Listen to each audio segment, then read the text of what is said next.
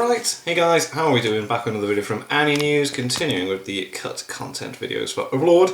We're on Season 4, Episode 7. I've watched Episode 8, thought it was quite good. I'm really looking forward to where this is going, but it's also really good to see what's been cut. Shalltear killing all those bloody monsters was insane. Animation is a bit poor on Overlord at points, but still really enjoying it. But let's see what was left out or changed. 50,000 was the number of Kua Goa that Shalltear. Like I said, a lot. And while some of you may look at it as a meaningless slaughter, she was actually just following Ainz's orders exactly how he Yes. What makes this battle so particularly devastating, though, is that the Kua Goa hadn't even decided to make themselves enemies of Ainz yet. Oh. They were completely fine bowing their heads in absolute obedience, so long as they knew for sure he was stronger than the Dragon Lords. But because they couldn't come to that conclusion quick enough, that minor hesitation in making that simple decision was all Shalltear needed to make her. Yeah, they're just like, right, okay, I need to slaughter them until I've got what I need, yeah. So, it's not like Shalltear cared whether these Kua Goa lived or died. It was simply her making sure that she didn't fail her mission again. Now, part Well, yeah, she doesn't want to mess up since what happened in Season 1. Use of Aura's world item to ensure that the Kua Goa couldn't escape. A big section of cut content that we're going to focus on here. So, let's do as we usually do and take a look at what the anime left out from the novels. Hell yes.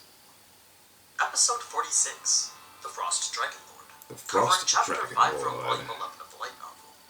Starting things off right before Ainz's departure, and that's when we find out about the three impasses. Three deadly obstacles that reside between the capital and this eastern kingdom. Oh, okay. The first was the giant chasm right Yeah. outside the fort. The second, a river of magma where even the latent heat was lethal. Then the third, a maze of death filled with poison gas and countless paths. So, for anyone not from Massacre, the journey to Feoberkana was actually quite the difficult one. Even Ainz found himself somewhat troubled when he considered the type of enemies that could be there. Like, if the magma place inhabited a monster similar to the Domain Guardian Crimson, then the ensuing battle would definitely be challenging. Whoa. If the monsters there were more like slimes, though, then Ainz was curious as to what type of properties they had. Reason being that, back in Yggdrasil, slimes had a close relationship with human society. Oh, okay. Their natural composition made them useful for things like sewer filtration. Oh. So, if any of those environments were home to slimes, then Ainz wanted to bring some back. He's always curious, isn't he? He's really good at this. Through the carnage of the Death Knights, an interesting thing he noticed was the half-eaten corpses of the Kua Goa. This wasn't something the Death Knights had caused directly, but instead their passive which turned any defeated enemies into zombies. Oh. Thus the reason for the bite marks. The reason there weren't any now, though, was because those zombies turned back into corpses once the Death Knights had died. One more interesting thing about the chasm was that the true nature of its depths remained completely unknown. Twice the dwarves... Oh, right, so when a Death Knight kills someone, it turns into their minion. But if they die... Even after Ainz had thrown a rock in himself, there was no sound to be heard from when it hit the bottom. So, whatever resided down in the depths of this castle was something only Ainz could figure out by using an incorporeal ghost and sharing its vision with himself. Right. It was a task he knew would have to come at some other time. Now, if you're wondering why Ainz had shushed Aura here, well, that's simply because he was enjoying talking about something he was an expert in.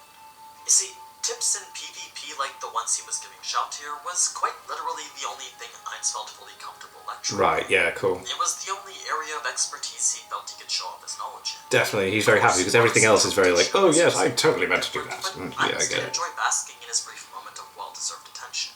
So, after giving Shalltear her tips and restricting her magic to only 1 or 2 tier 10 spells, Ainz would then proceed to the three impasses. A passing adventure which was first preceded by a comedic cutscene with the dwarves.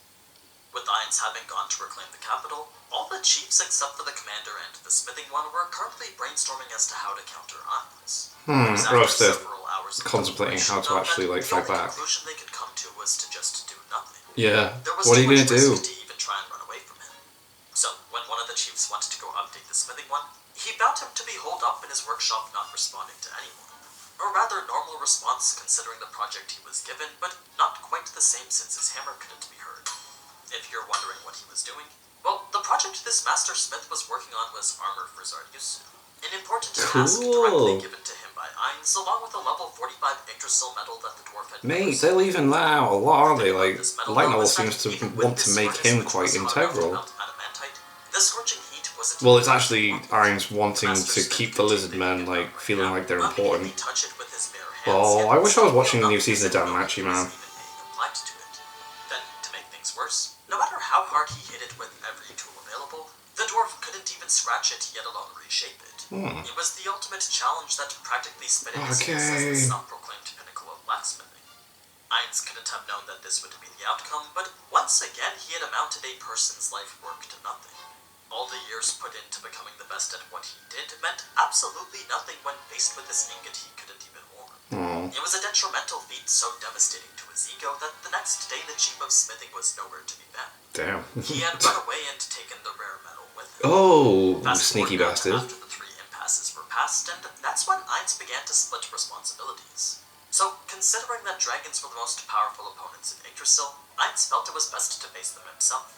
He would have preferred to take Shalltear and Aura with him. So boring how he beat them, man. As strong as the ones from Yggdrasil, I thought it was cool at first, but the fact that he did it a second time was just He had no problem abandoning Gondo, but leaving his French children was something he could never do. No. What made him confident he could face them alone as well, though, was the fact that he was carrying a world item. He didn't specify what it was or what it did, but of the many functions it's said to possess, one of them was apparently very effective against dragons. Oh. So, even if this Frost Dragon Lord did prove to be stronger than himself, this useful world item would ensure that at least he could escape. Right, he could get Now, away. as for his guardians, well, in addition to taking on the Kua Goa, they were also ordered not to exterminate them entirely. Since resurrecting was a lot harder than killing, Ainz first wanted to see if they could be useful before eradicating them. He thought it a waste to wipe out an entire Keep a race specific that's never number and existed then in use them Yggdrasil, from there, yeah. especially before finding out what they were capable of. If the Quagoa did prove to be defined, though, Ainz had ordered to cull their numbers down to 10,000, most of which he preferred to be strong, but not to the point where the male and female balance would be affected by it. Should a slaughter be needed, then Ainz requested the number of females left be equal to the males. Then, most importantly, under no circumstances was any of them allowed to escape, especially not the king since he was the strongest. So, since the nature of this mission was absolute capture, Ainz gave Aura permission to use her world item, a useful tool which prevented escape, but also ran the risk of being lost if certain conditions were met. Before I get into more details of how that worked, though, there was a small unit Ainz had to take on first before we actually get to the main massacre part. With Aura detecting only a few hundred, Ainz assumed this was a ploy to get more information out of them. By sending some weaker forces up first, he felt the enemy would be scouting them to find out how strong they were, leading Ainz to start predicting who he could be up against. If it was a player whose build specialized in one specific thing, then countering them would be extremely difficult, especially since their build was still unknown to him. If, however, it was an outlier like him or Touch Me, though, then that was the main type of enemy Ainz knew he needed to be wary of. Either way, though, the only way he I was do going to really find feel out like was it's by building up attacking. to a player He or just needed something, to like keep I'm in mind loving the it so option much. intrigue. So, with that being the lead up to the actual events of the episode, I'm gonna skip past all the stuff with Ainz and the dragons and instead just focus on the battle with Shalltear. Okay. The next video is when I'll cover Ainz's grasp-hard killing spree. Right. The first thing that needs to be mentioned is the lack of explanation for what Aura had used here. Yeah, just I mean, considering she it's just one of the threw it out times we there. never get to see a world item used, it was rather disappointing to not get any explanation at all. So, what this was a reality-altering tool called Depiction of Nature and Society. Oh, cool. A powerful weapon that essentially trapped targets in an isolated space of altered reality. Basically, whatever cool. painting was depicted on the scroll, that's the environment that would intersect itself with the real world. Whoa, It that's would awesome. continue to overlay itself until the painting became reality, not stopping until the chosen depiction was completed. Then, since the target was an entire area instead of a single person, that meant whatever and whoever was within the radius would have no choice but to become imprisoned by the effects of this world item. They would be swallowed up by the painted world the user had chosen for them, Wow. of which there were 100 different overlays. What makes this so particularly terrifying, though, is that the environment chosen can directly affect the targets trapped within them. So, if Aura was to choose something like a heated lava zone, then anyone within would be dealt continuous fire damage. Yo. If she was to choose something like the shocker freezing zone, then lightning and chill damage would be the apparent dangers. She could also This is choose so a redstone sick. zone to block people's vision, or even a battlefield zone where reinforcements were constantly summoned. So, in addition to these elemental-focused environments, there was also these combat ones where actual soldiers were summoned to assist you. The encircled battlefield... Wow, this does seem very like, 60% strength of the targets that were fighting what's his them. The name? single It was, combat battlefield did one wave of 80%. What made the single It's not combat Berserker. more effective, though, was the fact that one soldier was summoned for Elmaloy's like, so, Wave of wanted to Violets, take care of the Quagoa fucking herself, then she servant, could just use this zone to summon one Rider. soldier for each of them.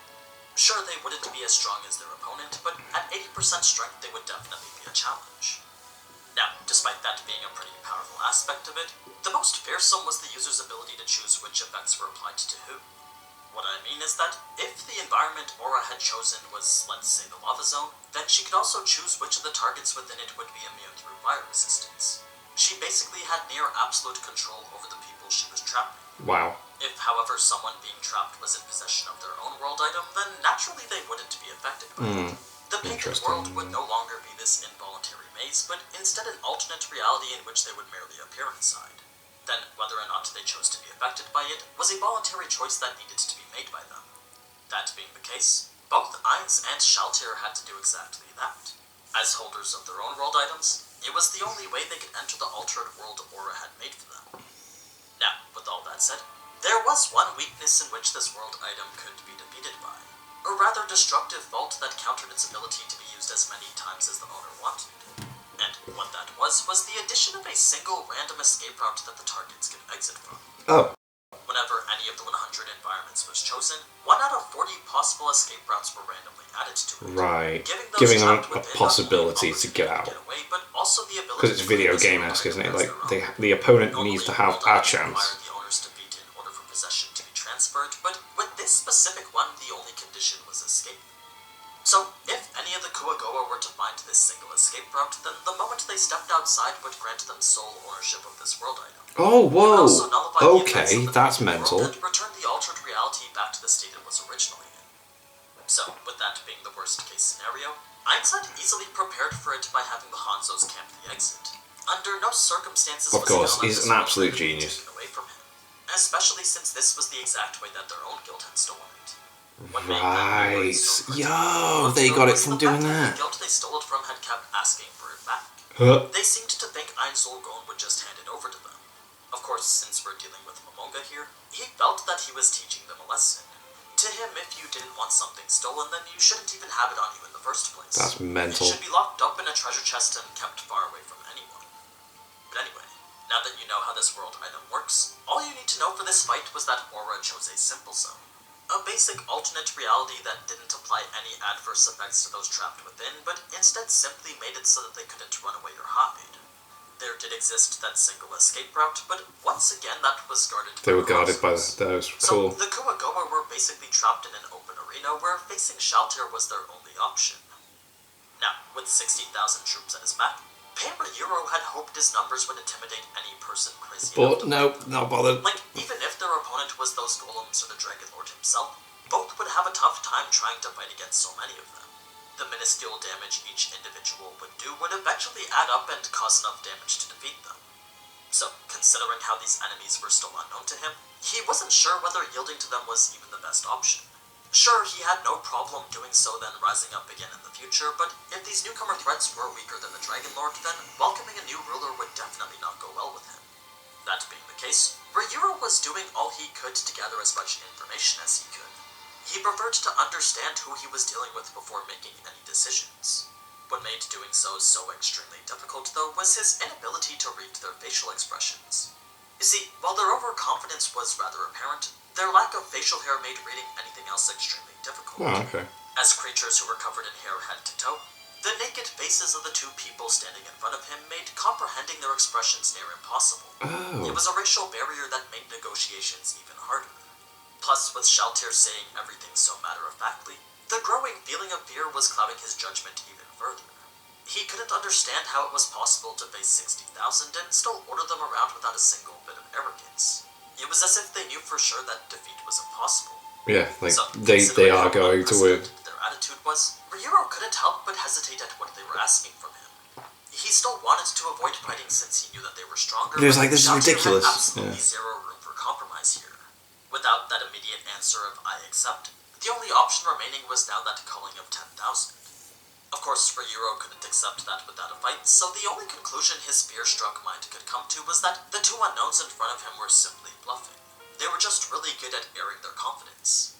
It didn't matter how insanely strong they were, because no facet of common sense would dictate two winning against 60,000. Yeah, like, you would think when you're like, this is ridiculous. There's no way you can take these numbers, and she does. This previously unfathomable thought of two beating 60,000 3000 was vividly made truth as bodies were gored right in front of him. The only reason Ryuro was able to get more people to continue the assault was because his battle cry was a type of skill that granted resistance to fear. Anyone within the range of its effects would not only be granted a boost to their attack, but also have the courage to follow whatever order was given to them, thus allowing them to charge Nate, so that's why they all just charge in with the red eyes, right? Okay, that makes sense. Now, Ryuro did consider begging for forgiveness, but when he saw just how cold the eyes of Aura and Shalltear were, that's when he knew for sure that nothing could be done about it. There's no negotiation Their there. cases made it clear that no amount of begging was going to stop them until their mission was done. But yeah, that's pretty much it for everything you missed from Shalltear's Wow, mate. I like the explanation of the world item. That was cool, because it just did seem like a thing that was just thrown out and I didn't get why it was there. So that's cool. It just created this open space where they just had to fight Shalltear. Exit is possible, but had it covered. It's like, ugh, because I love that. I love that Irons is like, right, we got this world item by being dicks. So let's not let them be able to. Absolutely. Class. I love it. So he's doing a second one. That'll be interesting to see. Yeah, I'm just going to keep checking them out as we go. So anyway, thank you to my patrons. If you want to have your name at the end of every video I upload, link in the description of the Patreon page. $1 a month is all that helps support the channel. It's greatly appreciated. Thank you guys very much for that. Thank you all for watching. What do you guys think of that? What do you guys think of this? Click like, subscribe, and leave comments down below. Let me know what I should watch and discuss in future videos. And I'll see you guys next time.